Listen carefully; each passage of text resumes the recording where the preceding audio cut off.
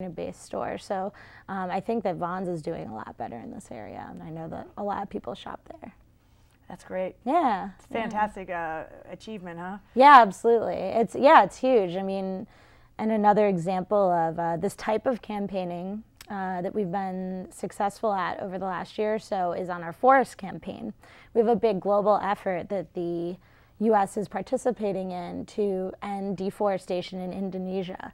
A lot of people don't realize that Indonesia is the third largest emitter of greenhouse gas emissions in the world, climate change, pollution, behind the U.S. and China, and that's because of just rampant deforestation happening in that country. And a lot of it is for producing palm oil that goes into our cosmetics or in our food. And so we've gotten huge, national, international brands, Nestle, Pizza Hut, Girl Scout cookies? Burger King. We're not working on the Girl Scout cookie effort yet, but yeah, that's a very actively growing campaign that's exciting. But yeah, those big brands, Pizza Hut, Burger King, Dunkin' Donuts is another one, to commit to policies that get them to end their sourcing of palm oil from endangered forests. Are there alternate oils they could use besides palm oil? Yeah, I'm not a forest campaigner, so I can't speak to exactly what the types of oils, but I think different types of vegetable oils or oils that are harvested sustainably are an easy replacement. A lot of companies there are a lot of companies out there that are making the right decisions in terms of what they're putting in their products. So yeah, this is a completely unnecessary thing that once you educate consumers about, they're willing to change up their purchasing practices. For just probably a few pennies more, or maybe not even. There are plenty of different products out there that don't source, from threatened forests for palm oil. So it's just a matter of starting to read labels. I was shocked when I learned how much palm oil was in almost everything that I buy, so I made up some changes as well. How successful are you in other countries in getting your message across? Yeah, sure. I mean, it depends. It's case by case. We work in so many places, but generally we're able to specialize in global issues in each country around the world, and because we're such a large organization, that network has proven very effective for us. We've had a lot of success in protecting millions of acres in the Amazon rainforest, and that's come through collaborative campaigning in Brazil, here in the U.S., and other countries around the world, because we can really trace the chain of supply, what there are U.S. companies that are responsible for deforestation of forests in the Amazon. And so we're able to work from so many different angles that it really reinforces the fact that environmental issues are global, and that the decisions that we make in the U.S., they affect people and species around the world. And so organizations like Greenpeace are really fundamental, I truly believe, not just because I work here, for the survival of the planet. A few more campaigns? Yeah, so a big one in the U.S., of course, that we're working on is climate change. And we've spent years working to pass federal regulation on greenhouse gas emissions, which we have yet to do successfully as a larger movement. But one thing that we've started to work on here in the U.S. is a campaign to end our reliance on coal power here in the United States. It's the dirtiest of all fossil fuels.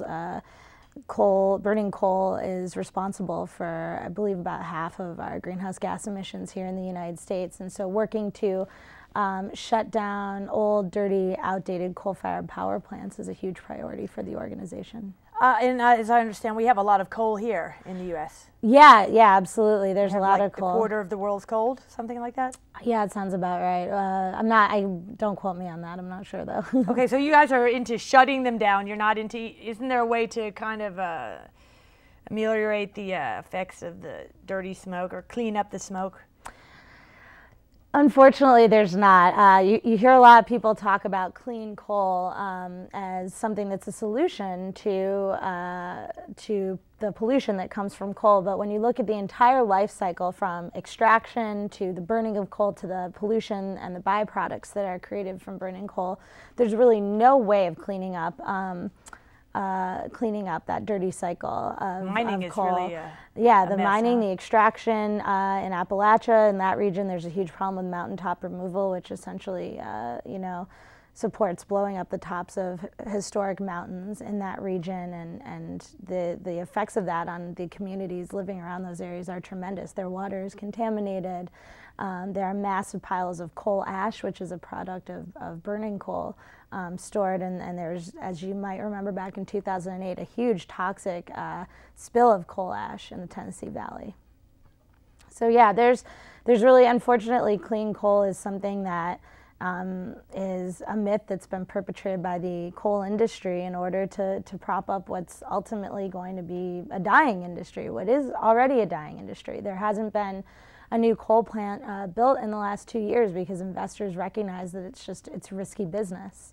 It's not a smart investment. There are many federal regulations on coal and on greenhouse gas emissions coming down the pipeline, and state regulations as well that are going to make burning coal more and more expensive. And so why invest in installing pollution controls like scrubbers on an old, dirty, outdated coal-fired power plant when you can be investing those funds in clean, renewable energy that'll create jobs for people, and that'll give us reliable, affordable energy? That's the question. So tell us about the opportunities for volunteering with your organization. Yeah. So what if people were interested in that? What can they do besides? I know a lot of people don't like to go around and asking, begging for money. Yeah, Are there other things that are available? Yeah, well, the people who do actually fundraise are paid staff, so they're not even volunteers. Oh, they okay. do that. That's the livelihood of our organization, and that outreach is so important to the stability of our work, that those are our staff who do that. But yeah, our volunteers, it's kind of great that wherever you live in the country, you can volunteer for Greenpeace. So here in LA, for example, I oversee the local volunteer chapter, and anyone can go to our website and you can kind of look up where you live, and there will be a link to how you can get involved in your area. But in any cities around the country where there are field organizers like myself, and I believe there's 12 of us, you can learn to get, you can go get directly involved with the local chapter. And then in places where we don't have staff, we have what we call our activist network. And that involves, we work directly with college students on their campuses, and our college students have been able to deliver incredible victories for Greenpeace throughout the years. We have a group right now at Michigan State University that's working to transition their campus off of coal energy. We have had student groups around the country work to get their college campuses to cut contracts with companies that were destroying the North American boreal forest. And so our student activist network is robust, and then we actually have another side of our activist network where if you live in Mississippi, if you live in Alaska, you can work with a Greenpeace staffer remotely, and we send you, toolkits online for organizing in your own community. So there are a lot of really great opportunities to get involved with Greenpeace, and we do a lot of things like National Day of Actions that people can participate in. So what can we do here in LA? What you can do in LA is email me. My email is jenny.binstock@greenpeace.org, and you can look us up on Facebook. On Facebook, we're Greenpeace Southern California. You can follow us on Twitter, Greenpeace LA, and we are looking for volunteers who want to work on our local campaign to get LA off of coal-fired power. Okay, so that's what you got here. Any kind of college campaigns here?